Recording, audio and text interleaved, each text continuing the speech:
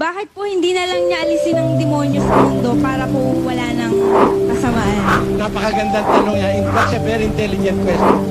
Alam mo kapatid, si Satanas, ginawa rin ng Diyos yun. Tama?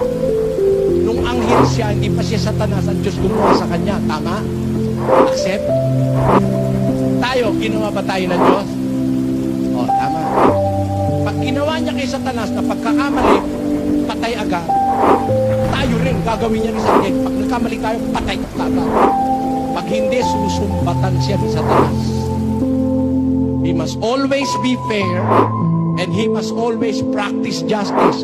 Kaya, hindi niya pa ngayon ninaalis si Satanas, pinaalalayan niya tayo, kapatid.